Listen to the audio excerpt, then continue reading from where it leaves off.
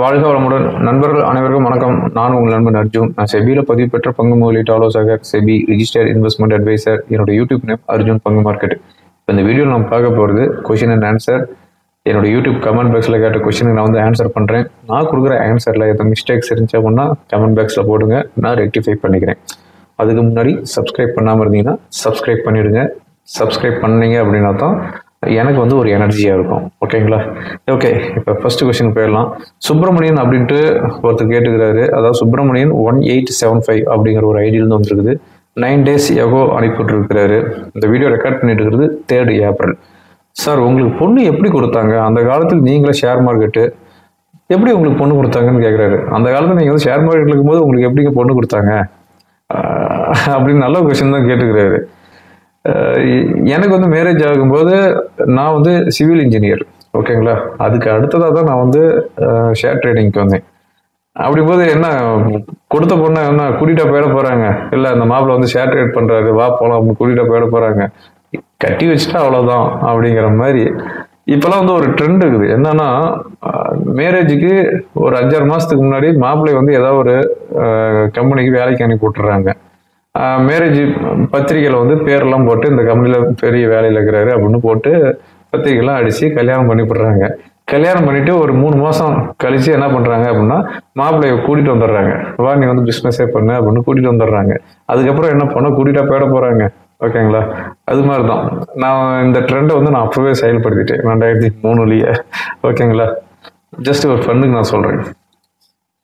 Okay, அதுக்கு அடுத்த கொஸ்டினாக வந்து ட்ராவல் டீப்பர் அப்படின்னு ஒரு ஐடியிலேருந்து வந்துருக்குது. சார், யார் இந்த அவந்தூத் சாத் ட்ரேடிங் அகாடமி? உங்கள் வீடியோவில் ஆட் வருது, செபி ரிஜிஸ்டர்ட் இல்லாமல் எப்படி இப்படி கொடுக்குறாங்க, மக்களை மைண்டு சேஞ்ச் பண்ணுறாங்க அப்படின்னு கேட்டுக்கிறாங்க. செபி இதெல்லாம் கேட்க மாட்டாங்களா அப்படின்னு கேட்டுக்கிறாங்க. செபி இதெல்லாம் கண்டிப்பாக கேட்க மாட்டாங்க.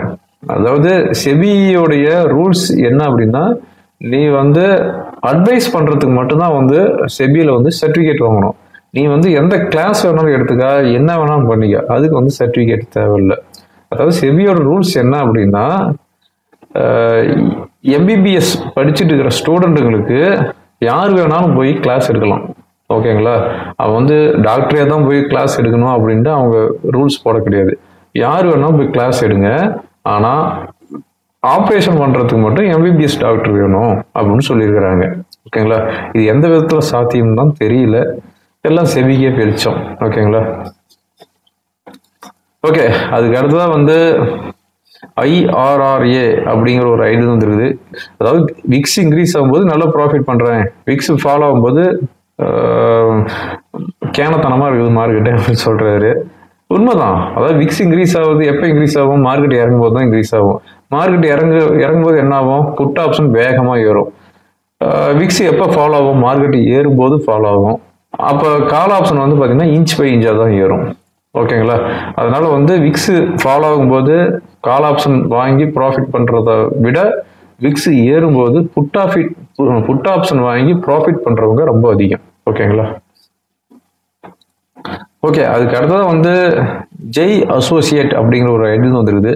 புதுசாக தமிழ்நாடு மெர்கன்டைல் பேங்க் ஆட் பண்ண சொல்ல என்ன காரணம் அப்படின்னு கேட்டுக்கிறாரு. ஆக்சுவலாக நான் வந்து இப்போ ரீசெண்டாக ஒரு ரெக்கமெண்டேஷனில் தமிழ்நாடு மெர்கன்டைல் பேங்கை வந்து ஆட் பண்ணுங்க அப்படின்னு சொல்லியிருந்தேன். தமிழ்நாடு மெர்கன்டைல் பேங்கை பொறுத்தவரையும் 450 ரூபாயிலேருந்து 500 ரூபாய் அந்த ரேஞ்சுக்குள்ளே நீங்கள் வந்து ஆட் பண்ணலாம். அதாவது பேங்க் வந்து ஒரு நல்ல ஸ்ட்ராங் க்ரோத்து, நல்லா வந்து ஒரு எக்ஸ்பேண்ட் பண்ணிட்டு இருக்கிறாங்க. ஓகேங்களா? ஸோ ஒரு 400 to 500 rupees லாங் டேர்முக்கு அது வந்து ஆட் பண்ணலாம். ஓகேங்களா? ஓகே, அதுக்கு அடுத்ததாக வந்து சைல்டு ஜான் அப்படிங்கிற ஒரு ஐடியில் வந்துருக்குது. சன் டிவி சொல்லுங்க அண்ணா அப்படின்னு கேட்டுக்கிறாரு. அதாவது சன் டிவி பற்றி சொல்லணும் அப்படின்னா அப்சல்யூட்லி இது வந்து சவுத் இந்தியாவை ஃபுல்லாக டாமினேட் பண்ணிட்டாங்க. நம்ம தமிழ்நாடு, கேரளா, ஆந்திரா, கர்நாடகா இது ஃபுல்லாக டாமினேட் பண்ணிட்டாங்க மீடியாவில். இப்போ வந்து நார்த் இந்தியாவுக்கும் உள்ளே போயிருக்கிறாங்க. ஓகேங்களா? அது மட்டும் இல்லாமல் Hyderabad Sunrisers Hyderabad IPL team வச்சுருக்கிறாங்க. இவங்க பண்ணுற பிஸ்னஸே, இவங்க பண்ணாத பிஸ்னஸே எதுவுமே இல்லை. அதாவது பொலிட்டிக்கல் பார்ட்டி இவங்க வந்து ஆட்சியில் இருந்தாங்க அப்படின்னா இவங்களுடைய பிஸ்னஸ் வந்து இன்னும் நல்லா எக்ஸ்பேண்ட் பண்ணுவாங்க. ஆட்சியில் இல்லை அப்படின்னா இவங்களுடைய பிஸ்னஸ் கொஞ்சம் லிமிட்டடாக தான் இருக்கும். ஓகேங்களா? ஓவராலாக வந்து பார்க்கும்போது சன் டிவி ஒரு நல்ல ஒரு டிவிடெண்ட் கொடுத்துட்டு இருக்கிற ஸ்டாக்கு. அதனால நீ இதை வந்து ஒரு 450 550 ருபீஸ்க்குள்ள அக்யூமுலேட் பண்ணலாம். பட் ரொம்ப அக்ரெசிவாக பை பண்ணாதீங்க. இது வந்து அவ்வளோவா வந்து க்ரோத் எல்லாம் ஒன்றும் கொடுக்குற ஸ்டாக் கிடையாது. ஓகேங்களா? ஓகே, அதுக்கு அடுத்து வந்து பிரியதர்ஷினி அப்படிங்கிற ஒரு ஐடியில் வந்துருக்குது. Hello sir, best tax saver fund சொல்லுங்க அப்படின்னு சொல்லிக்கிறாரு. டேக்ஸ் சேவர் ஃபண்டை பொறுத்தவரையும் எஸ்பிஐ, நிப்பான், ஹெச்டிஎஃப்சி இந்த 3 டேக்ஸ் சேவர் ஃபண்டும் வந்து நல்ல ஒரு பெர்ஃபார்மன்ஸ் பண்ணிட்டு இருக்கிறாங்க. ஓகேங்களா? ஓகே, அதுக்கு அடுத்தது வந்து எல்ஐசி ஏஜென்ட் போல் மியூச்சுவல் ஃபண்ட் ஏஜென்ட் ஆக முடியுமா அப்படின்னு ஜீசஸ் லவ் பாஸ் அப்படிங்கிற ஒரு ஐடியில் வந்துருக்குது. அப்படி ஆகிறதுக்கு என்ன formalities sir? Mutual fund agent ஆனால் எவ்வளோ கமிஷன் ஏர்ன் பண்ணலாம் அப்படின்னு கேட்டுக்கிறாரு. அதாவது எல்ஐசி ஏஜென்ட்டுக்குன்னா அவங்களுக்கு வந்து மீட்டிங் வச்சு உடனே வந்து எல்ஐசி ஏஜென்ட் சர்டிஃபிகேட் கொடுத்துருவாங்க, அதை வச்சு பண்ணலாம். பட் மியூச்சுவல் ஃபண்ட் ஏஜென்ட் ஆகணும் அப்படின்னா ஆம்ஃபின்ட்டு ஒரு எக்ஸாம் இருக்குது. ஓகேங்களா? அது வந்து என்ஐஎஸ்எம் வந்து கண்டக்ட் பண்ணுறாங்க.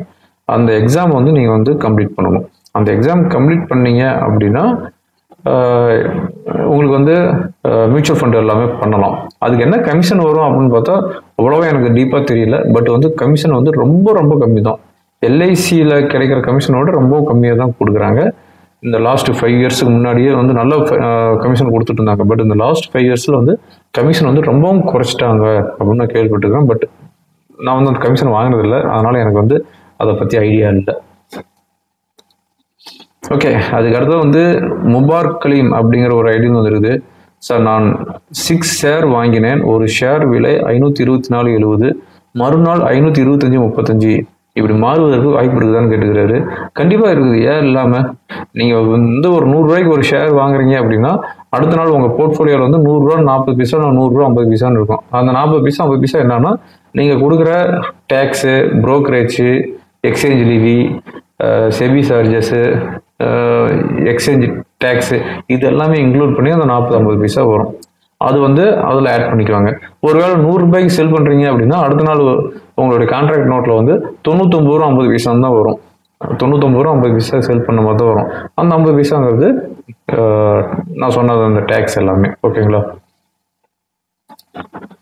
ஓகே, அதுக்கு அடுத்தா வந்து ரவி சங்கரம் அப்படிங்கிற ஒரு ஐடியில் வந்துருக்குது. Swing trading which time frame for good அப்படின்னு கேட்டுக்கிறாரு. ஸ்விங் ட்ரேட் பண்ணோம் அப்படின்னா 15 மினிட்ஸ் கேண்டில் ஓகே, அந்த டைம் ஃப்ரேம் ஓகே. அது இல்லை அப்படின்னா 1 ஹவர். 1 ஹவருக்கு மேலே எந்த ஒரு டைம் ஃப்ரேமும் பார்க்காதீங்க. மார்க்கெட் வந்து ஸ்விங் அதிகமாக இருக்கிறதுனால 1 ஹவர் வச்சாவே உங்களுக்கு வந்து டார்கெட் ஸ்டாப் லாஸ் வந்து ரொம்ப ஹியூஜாக வரும். ஸோ 15 மினிட்ஸ் டு 1 ஹவர் வந்து பெஸ்ட்டாக இருக்கும். ஓகே, அதுக்கடுத்து வந்து முத்துக்குமரன் அப்படின்ற ஒரு ஐடியா வந்துருக்குது. Hello sir, black deal explain பண்ணுங்க அப்படின்னு கேட்டுக்கிறாங்க. இந்த பிளாக் டீல், பல்க் டீல் பற்றி நான் நிறைய வீடியோவில் சொல்லிக்கிறேன், இருந்தாலும் ஷார்ட்டாக நான் சொல்லிடுறேன். பிளாக் டீலுங்கிறது ஒரு நிறுவனம் இன்னொரு நிறுவனத்தோட ஷேர்ஸ் வந்து பல்காக வாங்குறது. ஓகேங்களா? ஒரு பெரிய குவான்டிட்டி வாங்குறது தான் வந்து பிளாக் டீல். இந்த பிளாக் டீல் விண்டோங்கிறது அது வந்து நார்மல் விண்டோ கிடையாது, அதுக்குன்னு ஒரு விண்டோ இருக்குது.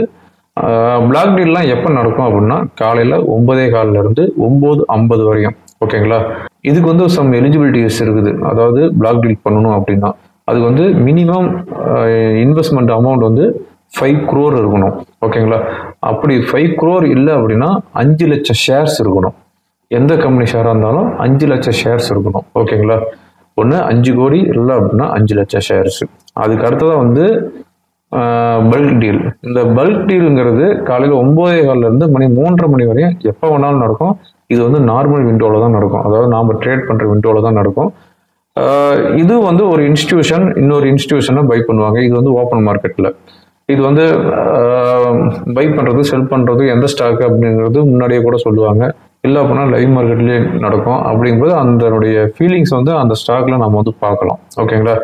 இந்த பல்க் டீலும் பிளாக் டீலும் நடந்துச்சு அப்படின்னா இமீடியட்டாக அந்த புரோக்கர்ஸ் வந்து எக்ஸ்சேஞ்சுக்கு வித்தின் 30 மினிட்ஸில் வந்து தகவல் கொடுக்கணும். எக்ஸ்சேஞ்ச் என்ன பண்ணுவாங்க அப்படின்னா அதுக்கு ப்ரெஸ்ஸுக்கு கொடுப்பாங்க.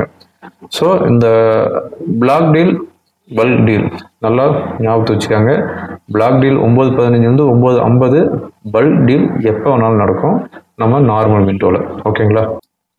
ஓகே, அதுக்கு அடுத்ததாக வந்து நிவியா ஷாக் அப்படிங்கிற ஒரு ஐடியா வந்துருக்குது. Everybody explaining about PE, PB, ROE, ROCE, etc. Please explain which numbers range are good or bad அப்படின்னு கேட்டுக்கிறாரு.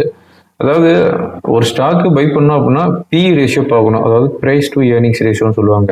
இந்த ப்ரைஸ் டு ஏர்னிங்ஸ் ரேஷியோ 20லேருந்து 25 இருந்துச்சு அப்படின்னா ஒரு நல்ல ஒரு ப்ரைஸ் ரேஞ்சு அப்படின்னு சொல்லுவாங்க. அதாவது பிஇ ரேஷியோ.